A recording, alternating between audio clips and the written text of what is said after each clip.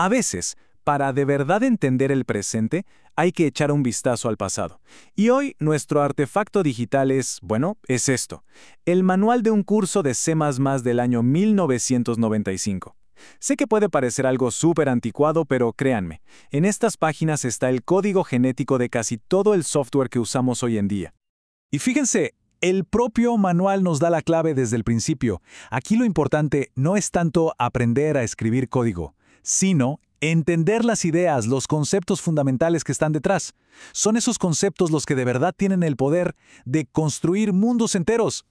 Así que esa es la gran pregunta que vamos a intentar responder. Vamos a rastrear cómo evolucionó una idea que, la verdad, lo cambió todo. Una idea que permitió a los programadores pasar de hacer simples listas de instrucciones a crear los sistemas masivos y súper complejos que definen nuestra era digital. Muy bien, vamos a meternos de lleno en esto. Para entender la revolución que significó la programación orientada a objetos, primero tenemos que entender qué había antes, cómo se pensaba en programación en sus inicios. Bueno, la forma antigua de programar se conoce como programación imperativa o procedural. Y la idea central aquí es una palabra: separación. Por un lado, teníamos los datos, la información, sin más. Y por otro, de forma completamente independiente, estaban los procedimientos, los algoritmos, o sea, las acciones que manipulaban esos datos. Una muy buena analogía para entender esto es pensar en una receta de cocina. Los datos son los ingredientes, la harina, los huevos, el azúcar.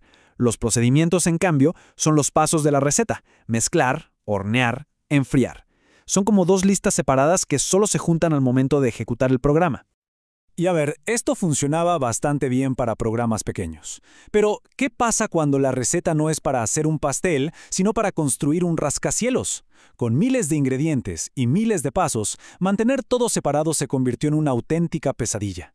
El código se volvía súper difícil de leer y casi imposible de mantener. Hacía falta una nueva forma de pensar. Y esa nueva forma de pensar fue una verdadera revolución conceptual. Fue un cambio fundamental que dio paso al ascenso de los objetos. La idea que lo cambió todo fue esta. En lugar de tener los datos y las acciones como dos cosas separadas, la programación orientada a objetos se preguntó: ¿y si los juntamos? Esa es la idea central: empaquetar los datos y las acciones que pueden actuar sobre ellos en una sola cosa. A esa cosa, a esa entidad, la llamaron objeto. Pensemos en un objeto del mundo real, por ejemplo, un auto. Un auto no solo tiene datos como su color, su velocidad o el nivel de gasolina. También tiene acciones incorporadas: acelerar, frenar, encender las luces. Bueno, en la programación orientada a objetos, un objeto auto contendría tanto esos datos como los métodos para modificarlos.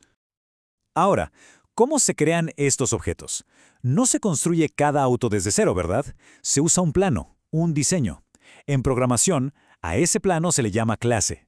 Y me encanta que el manual de 1995 usa la palabra perfecta: una plantilla. La clase auto es la plantilla que define que todos los autos tendrán un color y podrán acelerar. Y luego, a partir de esa plantilla, se pueden crear miles de autos diferentes. Y la cosa se pone aún más potente con el concepto de herencia. Imaginen que se tiene el plano de un vehículo genérico.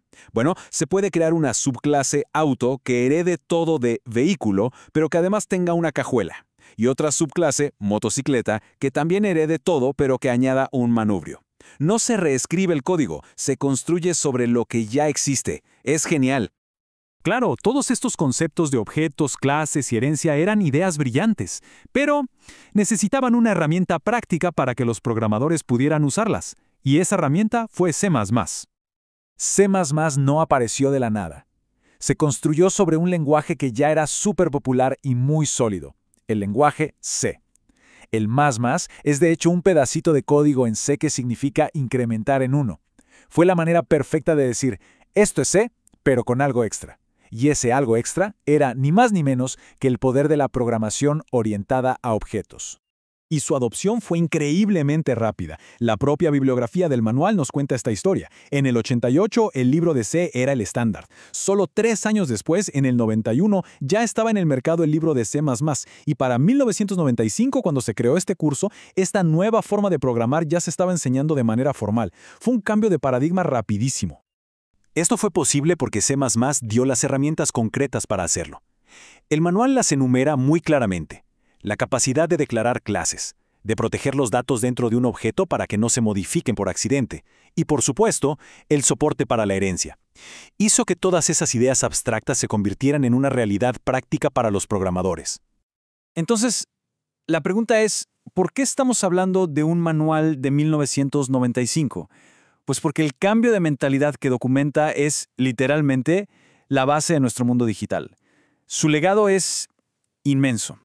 Pensemos en ese año por un momento. 1995. Hace casi 3 décadas. Las ideas que se enseñaban en ese curso, que en su momento eran lo más vanguardista, han demostrado tener una longevidad asombrosa. ¿Y entonces por qué triunfó este modelo? Porque resolvió el problema del caos. Permitió reutilizar código, hizo que los programas fueran modulares, como piezas de Lego. Y lo más importante de todo, permitió la escalabilidad. Sin estas ideas, sería prácticamente imposible construir y mantener los sistemas operativos, las aplicaciones y los servicios de Internet de los que todos dependemos hoy. El cambio de la programación procedimental a la orientada a objetos no fue solo un cambio técnico, fue un salto conceptual que abrió la puerta a un nivel de complejidad totalmente nuevo. Y esto nos deja con una pregunta fascinante. ¿Cuáles son los saltos conceptuales que están ocurriendo ahora mismo y que le darán forma al mundo de las próximas décadas?